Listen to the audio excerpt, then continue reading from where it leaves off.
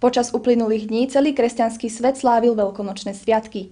Aktívne sa do slávenia zapojila aj naša farnosť a jej veriaci. V tomto roku kresťanský svet slávil veľkonočné sviatky koncom marca.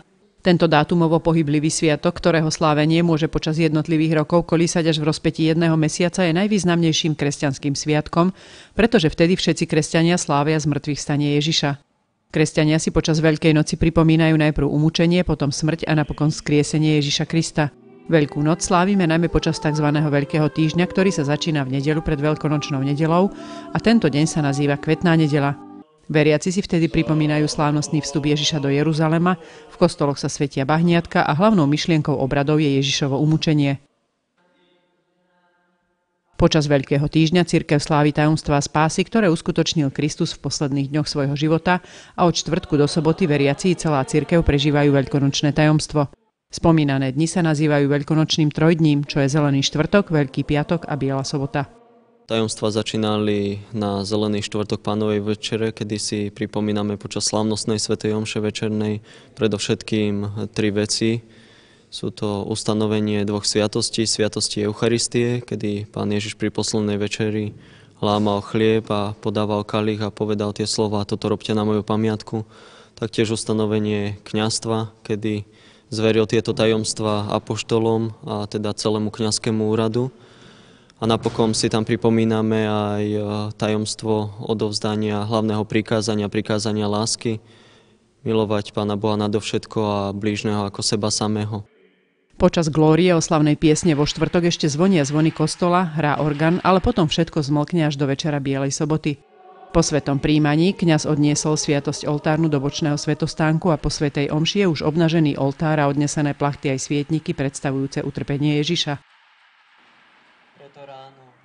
Počas Veľkého piatku sa vo všetkých farnostiach konajú krížové cesty ako spomienka na najťažšiu Ježišovu cestu. 7. zastavenie. Pán Ježiš druhý raz padá pod krížom. Klaniame sa ti, Kriste, a dobrorečíme ti.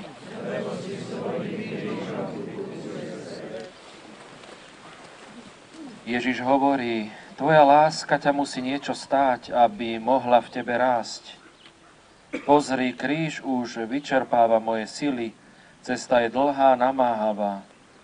Nik sa ku mne nepribližuje, aby mi pomohol, a clivota je taká veľká, že už padám po druhý raz. V našej obci sa obrady Veľkého piatku začali popoludní krížovou cestou na Kalvárii. Pokračovali potom bohoslužbou slova, ktorej vrcholom boli spievané pašie. Je to jeden z dvoch dní, kedy sa na celom svete neslaví svätá omša. Je to hlavne z toho dôvodu, že si osobitným spôsobom pripomíname to utrpenie a smrť Pána Ježiša. Pripomíname si to tým obradom, kedy odhalujeme slávnostne kríž, na ktorom zomrel Pán Ježiš, kedy si uctievame kríž a následne potom na konci obradov prenášame kríž aj s najsvätejšou sviatosťou oltárnou do Božieho hrobu. A takto máme možnosť až do veľkonočnej vigílie prísť a osobitne si uctiť Pána Ježiša v hrobe.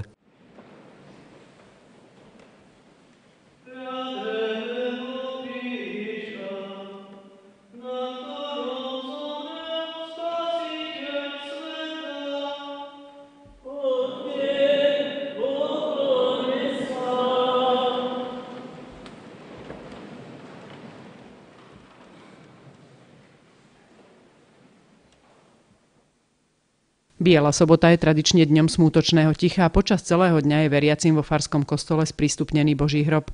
Vystrieda sa pri ňom množstvo veriacich, ktorí rozímajú o utrpení a smrti Ježiša.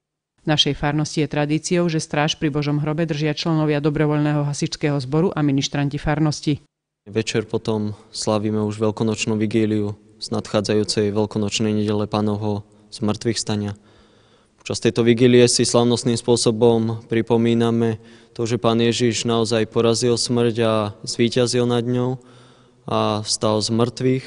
Pripomíname si to tým slávnostným sláva Bohu na výsostiach, kedy sa opäť rozozvučia po 3 dňoch zvony v každej farnosti na celom svete a následne slávnostným Aleluja. Taktiež si to pripomíname tým, ako vstupuje horiaci paškál do kostola, Kristus, svetlo sveta.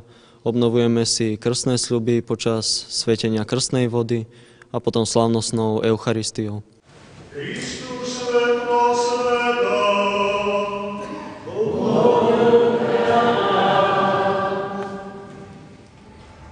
ťa, Bože, nech prostredníctvom tvojho Syna zostupí sila Ducha Svätého do pravdy.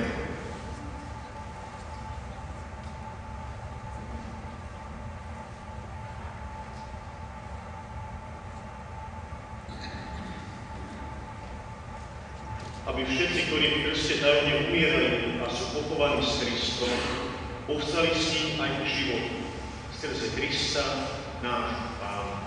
Amen. Pán Ježiš Kristus vstal z mŕtvych.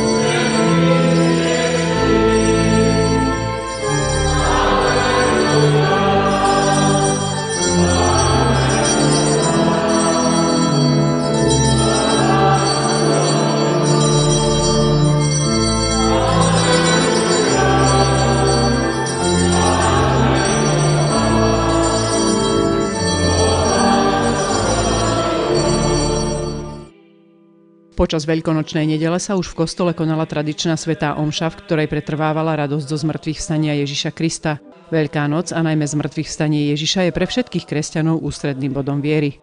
Je to nedeľa, ktorú si v podstate pripomíname každý deň, každý sviatok, každú nedeľu, kedy opäť a opäť slavíme tie tajomstvá Pánovho obetovania a slavíme tajomstva Pánovho zmŕtvychvstania. Veľkonočné sviatky sú spojené aj s mnohými zvykmi a tradíciami, ktoré sa netýkajú cirkevných obradov. Je to napríklad polievačka a šibanie vrbovými prútmi. V minulosti sa dievčatá a ženy tešili, že budú na veľkonočný pondelok obliaté a vyšibané. Symbolika bola v tom, že šibáky boli upletené z čerstvého vrbového prútia, ktoré malo dodať dievčatám silu a zdravie. Každá dievčina potom priviazala mládencovi na vrbový šibák stužku a za odmenu mu venovala krásne maľovanú kraslicu. Niektoré z týchto zvykov pretrvávajú v mnohých močenských rodinách až dodnes. A záver by som chcel aj v mene pána farára, aj v mene svojom zaželať všetkým farníkom našej farnosti, či už z Močenku alebo z Hornej Kráľovej, naozaj ešte stále prebiehajúce milostiplné a požehnané veľkonočné sviatky.